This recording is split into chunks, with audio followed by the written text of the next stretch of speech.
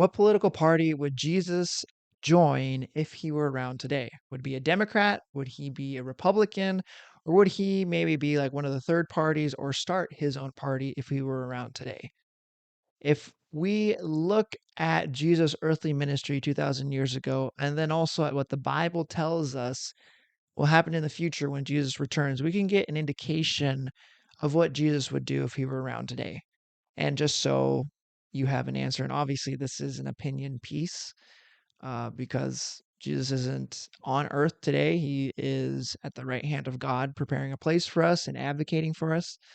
And so this is just my thoughts on this, just so we are clear there. But just so you get an answer, I don't think Jesus would join either party, nor would he start his own party in our government.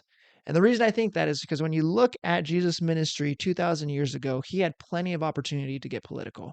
He had the Roman government who was still around and they were kicking that he could have got involved with. He had politics happening in Israel, and he even had politics going on in the religion that he was part of in Judaism. He had the Pharisees and Sadducees, and he had other branches of Judaism that he could have joined and gotten into politics.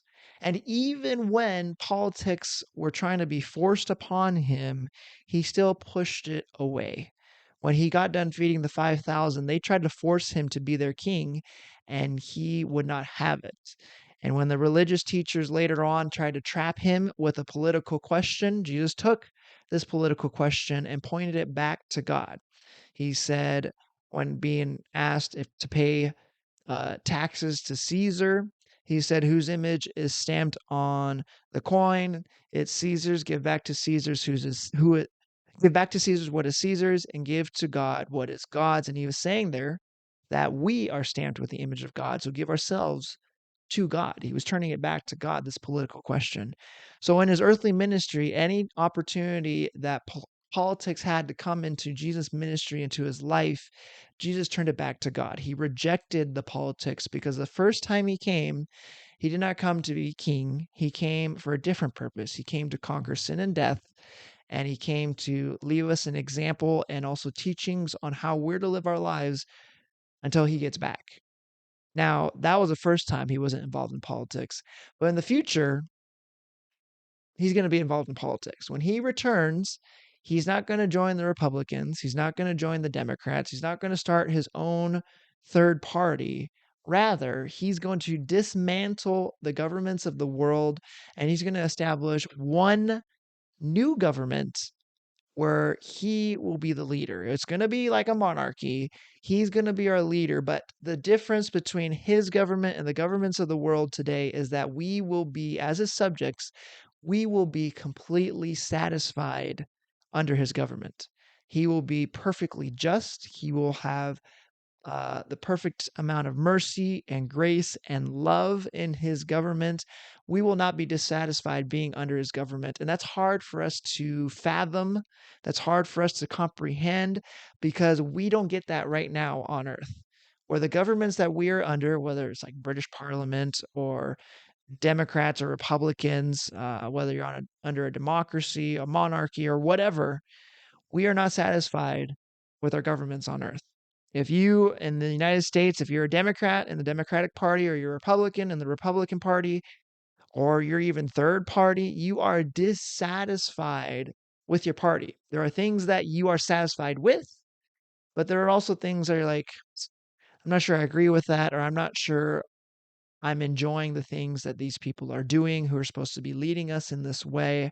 We are not 100% satisfied, which is hard for us to comprehend a government under which we'll be completely satisfied. But that is what's going to happen in the future with Jesus when he comes and establishes a government that will rest upon his shoulders, as Isaiah tells us. And it's going to be a perfect government where we will be completely satisfied. And so when we go back to our question here, would you just be a Democrat or Republican? Which party would he join, or would he start his own third party? I don't think he would join either, nor would he start his own party because the United States government is not perfect. And Jesus is not going to be involved in something that isn't perfect. Rather, he's gonna start a new one. And when we look at our general parties, we have Democrats and Republicans. I think there in each party, there are things that Jesus would look at and be like, that's a good thing. And the Democrats, they do a really good job of like caring for neighbors, of charity and those kind of things, and like social programs that help your neighbor. They do well there. Where Republicans, they do well at defending the sanctity of life and making sure justice is happening where it needs to happen, kind of thing. So both parties have areas where Jesus would look upon those areas fondly. Yet there are still plenty of areas that Jesus would look at and be like, no, that's not right. And so Jesus would establish his own government. And I think that is the answer to the question, that Jesus would not be a Republican. He would not be a Democrat. He would not join his own third party because the government we are under is imperfect. And every government of the world is imperfect. Rather, he would establish his own government as we see will happen in the future. And I think that's what Jesus would do. What do you think? Thanks for watching. We'll catch you in the next video.